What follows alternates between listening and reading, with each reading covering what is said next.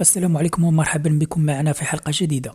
المنتخب الوطني المغربي كيوجد بقوة لافتتاح كأس إفريقيا فوق أرض الوطن. الوداد كيعزز تواصله الإعلامي بخطوة جديدة، وحكيم زياش كيوجه رسالة مهمة للجماهير المغربية.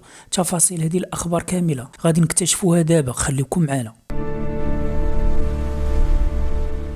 نبداو بالمنتخب الوطني المغربي اللي سال اليوم السبت اخر استعداداته لمواجهه المنتخب جزر القمر في مباراه الافتتاح كاس افريقيا اللي غادي تنطلق غدا الاحد في المغرب. الحصه التدريبيه جرات بمركز محمد السادس لكره القدم تحت اشراف وليد الركراكي، وشارك فيها جميع اللاعبين من بينهم اشرف حكيمي وايغامان في جو طبعته الجديه والتركيز مع العمل الاخر لمسات تكتيكيه قبل اول اختبار في البطوله. الماتش غادي يتلعب غدا الاحد في ملعب الامير مولاي عبد الله في الرباط ابتداء من 8 الليل، بينما حفل الافتتاح غادي ينطلق مع 6:30 مساء وسط ترقب كبير من الجماهير المغربية لانطلاق قوي لأسود الأطلس. ومن المنتخب إلى الوداد الرياضي اللي أعلن رسميا تعيين طلال شاكر ناطقا رسميا باسم الفريق. هذا القرار جاء في إطار الاستراتيجية النادي لتحديد طريقة التواصل مع الإعلام والجماهير وتوحيد الخطاب الرسمي وضمان نقل المعلومة بشكل منظم ودقيق سواء وطنيا أو قاريا. خطوة كتأكد رغبة الوداد في تعزيز الاحترافية الإعلامية والمواكبة التحولات لكي يعرف الإعلام الرياضي.